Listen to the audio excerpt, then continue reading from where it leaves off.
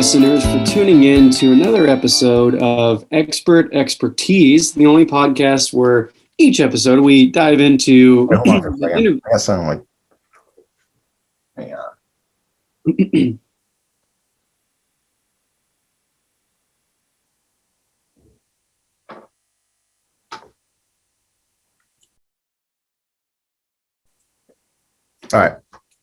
All right, and we're back. So that was a little bit from our first guest on the show, Expert Expertise. That was Mr. Sidney Pierce. He's our guest on today's podcast, but we're very lucky to have Mr. Pierce on our podcast. Mr. Pierce is a world-renowned historian, and we're happy to be joined by him. And just a quick question before we get started. Sure. Sidney, am I pronouncing that correctly? It's actually pronounced Sidney. I know a lot of people think the N-E-Y is silent, but it's actually Sidney Pierce. Okay, excellent. I'll make note of that. All right. Well, first of all, again, thank you so much for taking time out of your day to chat with us. On the theme of history, I think it might make sense to start by diving into your own history. Before we get to your esteemed career, if we could start with your childhood. Tell me how a young Sidney got interested in the topic of history. Sure. Well, one day I was walking down the street as a young lad, and out of nowhere, a newspaper hit me in the face. I looked at it, and obviously it had today's date on it. And I looked around and saw this homeless guy kind of next to me, and it made me feel kind of bad. So I gave him some change, and then I didn't have any change, so it made me feel even worse. And then I looked around for my parents, and I don't know why I did that, because they weren't there. And then I looked back at that date, and I knew that things weren't always like this. So I started diving into history. I got to say, it's a very profound thought from what seems like a very small child. I want to maybe dive into that comment about your parents. When I'm envisioning this adorable little epiphany, I do imagine a parenting figure outside of the gentleman transient on the street. Where might your parents have been that day? My parents spent a lot of time with our neighbors. As a European couple, I assume they were hanging out with them. Okay. Yeah, they were named Revis and Sklemen. Oh, thanks for sharing those names. So, they're kind of weird people. I didn't see why my parents liked them so much. They always wore really, really short shorts and scarves in the middle of summer. So I don't know. That is an unorthodox pairing, I have to say. And about how much time did your parents spend with these European folks? It's hard for me to say because I was asleep for most of it. They would kind of go over there at night, and then they would come back at some point. I assume because they had to. So. Okay. So they tuck you in bed, jump off to the neighbors, make their way back, and it was somewhere in this parental absence that you had your epiphany. Yeah, well, they didn't really tuck me into bed so much. A lot of the times I would follow them over there, and then they would yell at me to go home, and then I would go to sleep. Okay, got it. Yeah. And about how many times did it take you doing that before you got the message? What message? All right. Well, I think I've learned a lot about your childhood so far, and I'm getting a clear picture of you. So let's maybe let's fast forward a couple of years. I know it's kind of against the theme of history to go forward, but let's look a little bit forward. And Sure. You could tell me, I think how the high school years are often very formative, or at least that's what I've read. I myself didn't attend, but tell me how high school drove you on your path to becoming such a world-renowned historian. Sure. So in high school, I sort of kept to myself. Didn't spend a whole lot of time around the popular kids because I knew Sure. that when I was older, this would just be history anyway. So I spent time where I knew I needed to spend it. Mm-hmm. And where was that? Watching historical documentaries. Oh, very interesting. Like Vikings or Game of Thrones. Uh-huh. And I have to ask, you seem, if I had to guess, I would say you're about 44. And when I think about just doing a little bit of mental math here, again, you're the historian, I'm no mathematician, but just doing the mental math here, Game of Thrones probably came out around 2011. And if you're 44 now, I'm just trying to think, were you a little bit of a late bloomer? In the eyes of history, everyone's a late bloomer. Time passes like that in history. Mm-hmm. So who can say for sure?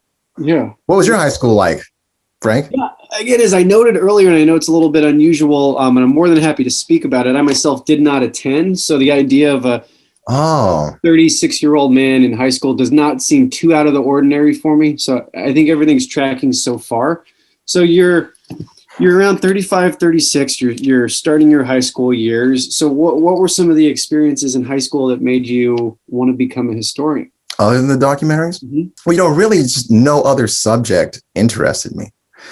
Because I was 36 when I started high school, I couldn't read or write. But I could watch historical documentaries. Yeah. So it was really the only way for me to learn at the time. Mm-hmm. Yeah, and I gotta say it's probably pretty difficult to compare trigonometry to season 4 of Game of Thrones. So I could see where your attention might go towards Actually, that. I haven't seen that first show. What does he call it? Trigonometry? What is that about? Yeah, so trigonometry is, I believe it's a subject. And a reader just emailed. A show about a subject? Yeah, let me see. A reader just emailed in. I think it may just be a class. Like a subject is in a class, like you might take trigonometry or gym or history class. Okay, man. Move on. Yeah, I mean, I don't think we need to dwell on the history of that question too much. So I'm getting a pretty clear picture. You were a young child. You became interested in history at a very young age. There seems to be kind of a gap in time, and then about 30 years later, you're in high school and getting invested in a lot of the historical dramas of the time. So let's jump a little bit further forward. So, sure.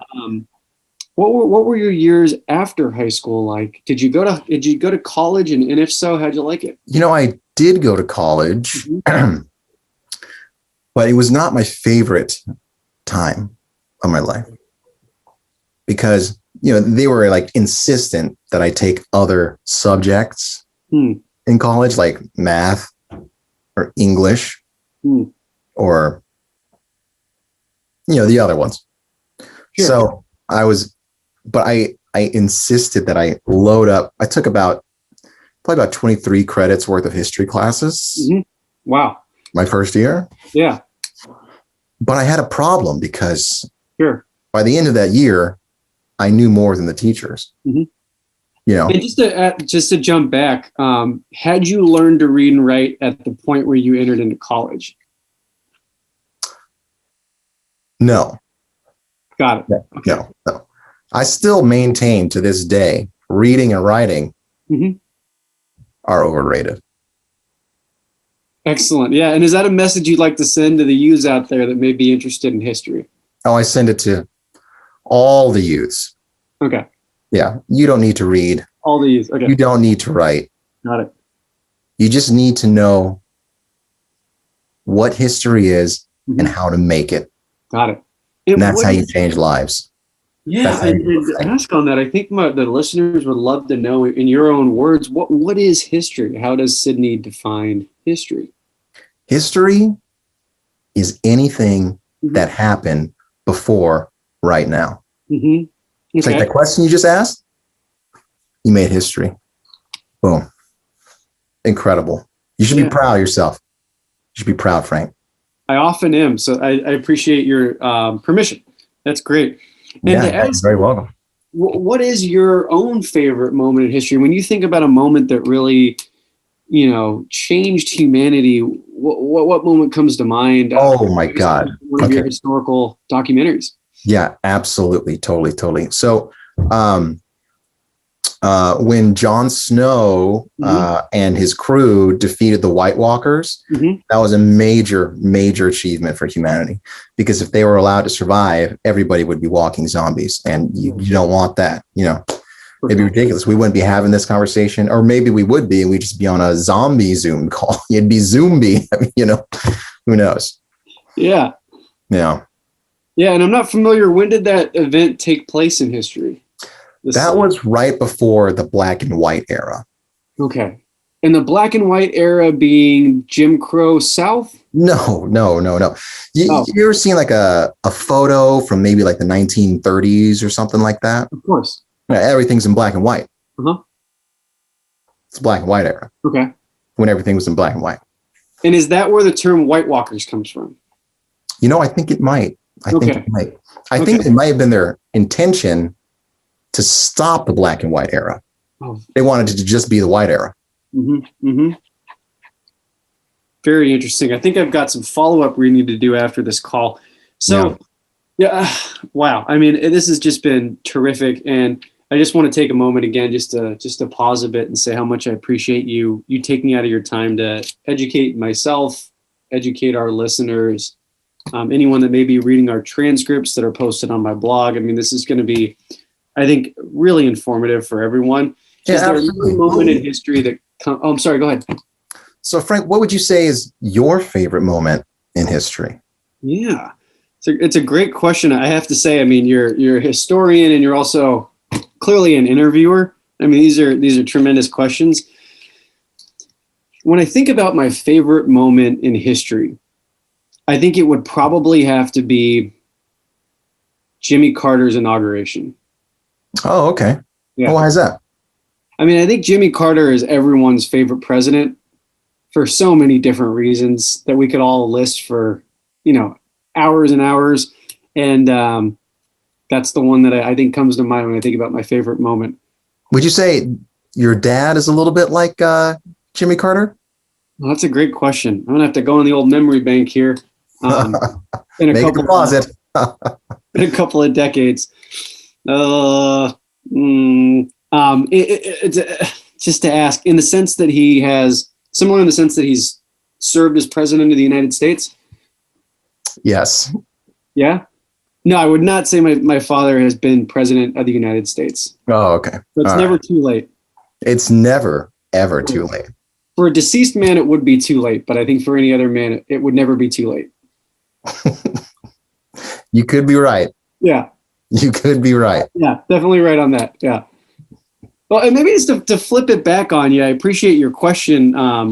But if you could walk me through, again, back to on the topic of favorite moments, is there another moment that jumps to mind other than this pre-black and white era battle between a Mr. Snow and some white whistlers? It looks like I had down in my notes there. What do you have another moment that comes to mind? Well, I did think it was pretty important when the T-1000 got defeated. I got to say, I'm not familiar with that moment either. Can you walk us through this? Sure. So I know this is not my expertise, but in the future, apparently, there is a cybernetic being called Skynet that tries to wipe out humanity. And there's a leader of a resistance in the past, which is my expertise as a historian. And Skynet tries to send a Terminator back and destroy the leader of this resistance. Luckily, we were able to stop. But if we hadn't, who knows what the future would hold? Yeah. Who knows? Exactly. I think that's the question. Would you say for this future event, I should be stockpiling food and firearms, in your opinion? I know it's not your area of expertise, but. Sure. Well, I always stockpile food and firearms. So that would always be my suggestion. Okay, interesting. And that's a good segue into the present, because I think we'd all love to know. I think we're getting a clear picture of how you arrived where you are, but let's get into chapter 4. If you could tell me about the present, what's, what is it that makes you tick now? What keeps you going? Well, I feel like as someone who has such a strong affinity for the past, it's my job to learn as much as possible and pass that on to as many people as possible. So I try to spend my time giving talks. Most of the talks I give are to people in mental hospitals. But, they should know the past also, if not anything else. And I also give a series of talks to people on death row, because, obviously they won't know that information for long, but it could be interesting to them. So. And are these mostly one-on-one talks, or are you speaking more to an audience? More so to an audience. Yeah. Okay. So they just logistically, I'm just curious, how do they get the inmates into one area so that they can watch one of your stimulating talks? They wheel them all in like Hannibal Lecter. Got it. Okay. And this Hannibal Lecter, is just another historical reference? Oh, absolutely. Yes. Okay. Yes. Yeah. This was one of the first times that the police force decided to use a serial killer to help catch other serial killers. Very big event. And do you think that your audience, I'm noticing a theme between the two groups of captivity. Are they a rapt audience, or are they mainly there by obligation? What do you see? I think it's a little bit of both, Frank. Yeah. A little bit of both. Yeah, a little bit of both. Because obviously it's scheduled, but if you're on death row, what else do you have to do? I'd much rather be regaled with stories from the past and, I don't know, stare out some bars or, tattoo myself, whatever those guys do. Sure. Yeah. And what do you talk about to these audiences? I just tell them about stuff from the past. Like that time Paul Walker and Vin Diesel raced a bunch of cars around. Big deal. Yeah. And I'm gathering that you're not using any visual supplements, so it's mostly an orally told story. Yeah, mostly oral. Yeah. And how long would you say these talks are? They can go anywhere from 7 to 9 hours. Yeah. And with a captive audience, the sky's the limit, right? Absolutely. Some of these inmates only have 9 hours left. So, I want to make the most of it for them. Sure. Yeah. And what a great last way to spend your 9 hours on this earth is. Absolutely. No time. You could have your final meal or an amazing story. What are you going to pick, Sure. So, yeah. And I don't think they have a choice, but I think if I were given the choice, I know what I would pick. The story, right? I know exactly what I would pick. And and maybe if you could walk me through a little bit more too. So you're spending a lot of time giving your talks. Do you have a profession by day? My profession by day is learning. I haven't made $1 in 7 years. Wow. And maybe more of a semantical question, but $2, $3, this is nothing. Excellent. And I got an email from someone that actually shares the last name with you. And I'm not sure how to pronounce this word, but it's spelled Alimony. And they're asking where theirs is. Interesting. Yeah. Interesting. You don't happen to know this reader email? As far as I know, I'm the only person with my last name. Okay. Interesting. Okay. At all? Ever. Okay. And who better to trust than a historian on that topic? I would know. And would you say that you have a message out there to young historians that maybe want to follow, your path? Because whatever you do now just becomes history anyway. consequences aren't real. Travel, learn as much as you can. School is overrated, so feel free to put that off for 20 years or so. Sure. And everything that you do is history. Starting now and never ending.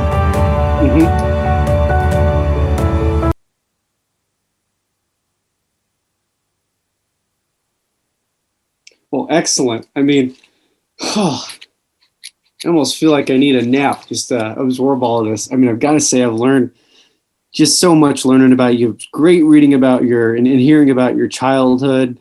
I've actually seen before where I'll go and I'll give a talk and the people listening absorb so much information. The next day, their head is larger. Yeah. Yeah. I mean, I think that's a pretty common phenomenon, and that makes sense. And I think there may also be just some, I don't know, cranial bleeding. I'm just thinking with maybe some of the mental health patients. I know that's somewhat common, especially in captivity. But I mean, there's a lot of reasons why that could happen. But knowledge is the number one. Probably knowledge. Yeah. Yeah. I think that's the consensus. Absolutely. Yeah. So what's just to maybe go off the script a little bit here and go out of my questions. What do you got going on the rest of the day? It's 9 p.m. Yeah. I just kind of curious what you maybe got going on. Play a little bit of Call of Duty. Very historical game. Very historical. Yeah. That's how I study troops. Maybe drink a little champagne. Are you celebrating anything? If you want to come join me, I'll celebrate our friendship. I think you picked up what I was throwing down. Come on, buddy. Let's do this, bro. All right. And listeners out there, I think we're going to go ahead and call this podcast a little bit early. And it's been a great episode with Mr. Pierce here. I want to say thank you once more for your time. Oh, it's my pleasure. My pleasure. Yeah. And then we're going to go ahead and take a quick commercial break, and then we will not be returning. And I will talk to everyone on the next episode. It's been a wonderful time here on Expert Expertise, and have a great evening.